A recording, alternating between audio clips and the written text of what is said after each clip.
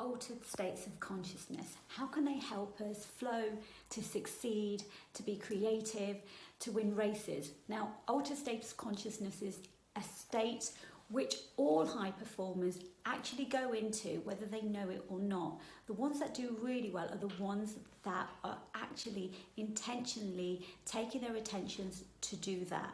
Now, there is a way. Now, I'm Neela Matthews, and I did a load of brain scanning studies, and I've studied this for quite a while now.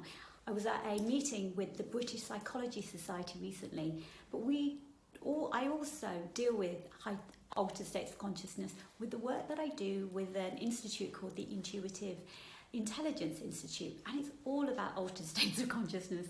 Now, it's not mystical, it's actually something that we should all be doing consciously.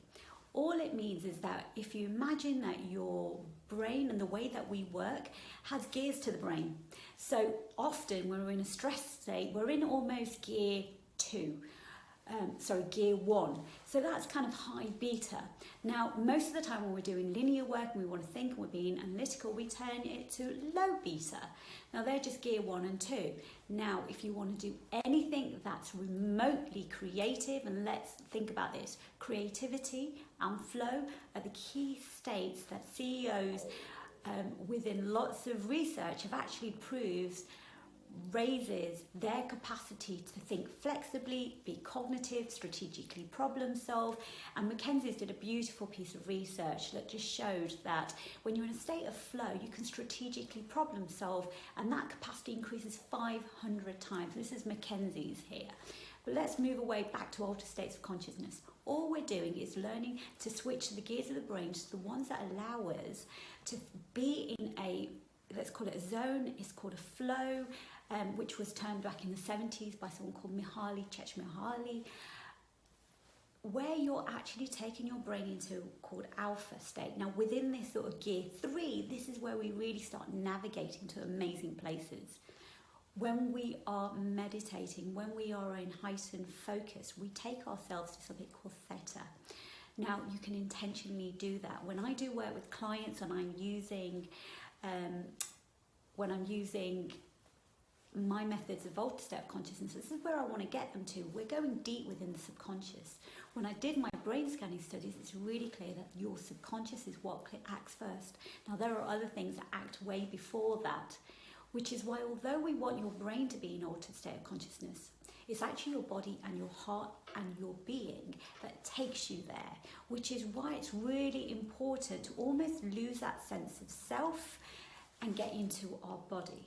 So altered states of consciousnness, what I'm saying is it takes practice to get there, but we need to intentionally do this. As we sleep, we go into theta and delta. When we have our aha moments, we get into something called a gamma, but you have to be in the theta state in order to get to that aha moment, which is in the gamma state. Again, for me, it's all about crossing into gear 3, which is that alpha bridge, and we need to train ourselves to do that. But you have to remember that a lot of the time we're in either stress or fight or flight or uncertainty and we're in risk, it's really hard to get into a creative area, because actually creativity for your brain feels like it's risky. It feels like we're going to push our limits, and so it doesn't want to go there. So we have to do certain things in order to do that. The good thing is there's lots of things we can do within our own physiology and our body and our movement to get ourselves into a state of flow. That's all I really wanted to say today, because altered state of consciousness came up with a client today who was surprised that, this week, he was surprised that we took her there. She was really pleased. And maybe I didn't mention it, but altered states is not a mystical state. Altered state is something that we do all the time through the day.